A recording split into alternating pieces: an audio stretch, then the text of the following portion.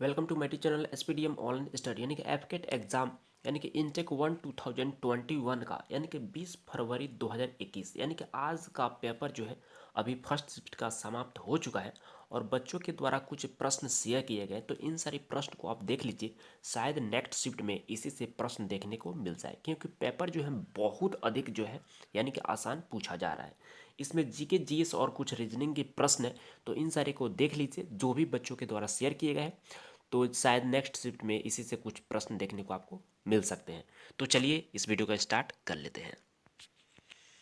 पहला क्वेश्चन यहाँ पर देख लीजिए। पहला क्वेश्चन है कि वेयर इज सालार जंग म्यूजियम सिचुएटेड, यानी कि सालार जंग म्यूजियम जो है यह कहाँ पर स्थित है।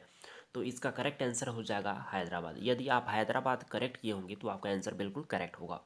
सेकेंड नंबर प्रश्न पूछा है कि Delhi became the capital of India, यानी कि जो दिल्ली जो है यह भारत की राजधानी कब बनी। ठीक है, तो इसका करेक्ट आंसर हो जाएगा 1911 यानी कि 1911 ईस्वी को। ठीक है, नेक्स्ट यहाँ पर थर्ड नंबर प्रश्न पूछा हुआ है कि the element found in bones and teeth, यानी कि कौन से एलिमेंट जो है यानी कि हड्डी और दांतों में पाए जाते हैं।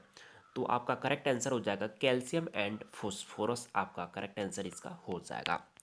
नेक्स्ट प्रश्न यहाँ पर 4 नंबर प्रश्न पूछा गया है कि the constitution of India was adopted, यानी कि भारत का जो संविधान था उसको कब अपनाया गया।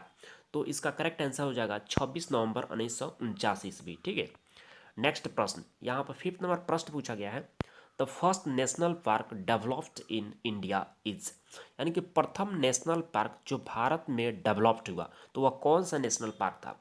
तो यह नेशनल पार्क हो जाएगा जिम कॉर्बेट, इसका करेक्ट आंसर हो जाएगा। नेक्स्ट प्रश्न यहाँ पर 6 नंबर प्रश्न पूछा गया है कि the first Asian secretary general of UNO was, यानी कि यूनाइटेड नेशंस ऑफ ऑर्गेनाइजेशन का यानी कि पहला एशियन सेक्रेटरी जनरल कौन था। तो यू थांट हो जाएगा, जो कि यहाँ पर यह करेक्ट आंसर इसका हो जाएगा, तो आप देख लीजिएगा। उसके बाद 7 नंबर प्रश्न पूछा गया है कि which was the capital of Kanishka, यानी कि कनिष्का की राजधानी क्या थी। ठीक है, तो इसका करेक्ट आंसर हो जाएगा पुरुषपुर, यानी कि कनिष्का की राजधानी क्या थी। तो यह थी पुरुषपुर, इसका करेक्ट आंसर हो जाएगा।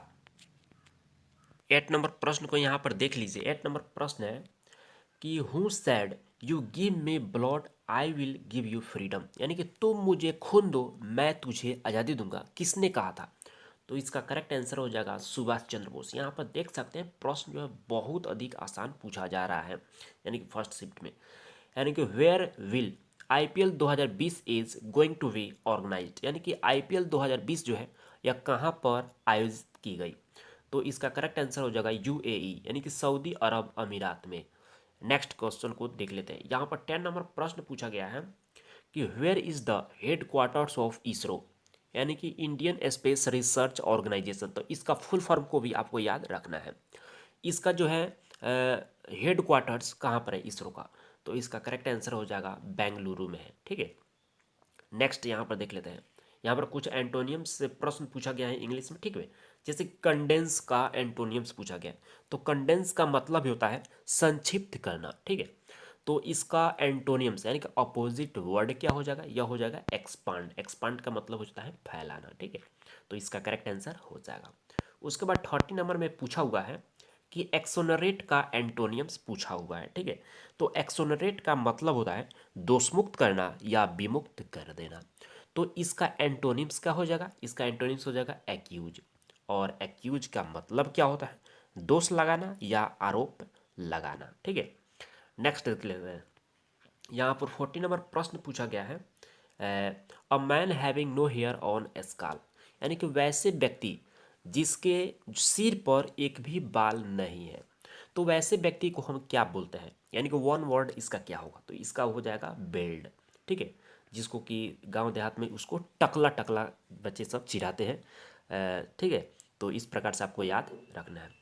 उसके बाद 50 नंबर प्रश्न पूछा गया है कि ब्रोदर का एडजेक्टिव पूछा हुआ है कि ब्रोदर का एडजेक्टिव क्या होगा। तो ब्रोदर का एडजेक्टिव हो जाएगा ब्रोदर सम। ठीक है, यहाँ पर करेक्ट आंसर या ब्रोदर सम हो जाएगा। उसके बाद यहाँ पर 60 नंबर प्रश्न देख लीजिए। 60 नंबर प्रश्न में पूछा हुआ है कि not only Ravi dash Arjun will play cricket. तो यहाँ पर देख लीजिए नॉट ओनली जैसे आए तो नॉट ओनली के बाद जो है आपको यहाँ पर बट ऑल्सो लगा देना है, यानी कि बट ऑल्सो लगा देना है, आपका सेंटेंस बिल्कुल करेक्ट हो जाएगा। नॉट ओनली के जस्ट बाद बट ऑल्सो, यदि बट ऑल्सो हो और उसके पहले कुछ नहीं दिया है और एक यहाँ पर सेंटेंस दे, यहाँ पर एक वर्ड्स दे दे, उसके बाद जो है आपको नॉट ओनली लगाना है। तो इस प्रकार से आपको याद रखना है। तो यहाँ पर क्या आ जाएगा, not only, not only Ravi, not only Ravi but also Arjun will play cricket. तो इस प्रकार से करेक्ट आंसर हो जाएगा।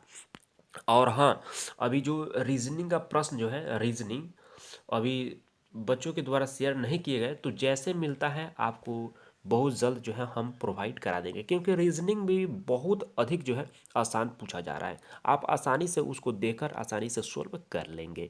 तो आशा करते हैं यह वीडियो आपको अच्छा लगा होगा। यदि अच्छा लगा होगा तो लाइक और अपने दोस्तों में ज़रूर शेयर कीजिएगा, ताकि उनको भी थोड़ा सा हेल्प मिल सके यदि वे एग्ज़ाम दे रहे हैं तो बस इतना ही। थैंक यू, मिलते हैं नेक्स्ट वीडियो के साथ, तब तक के लिए बाय।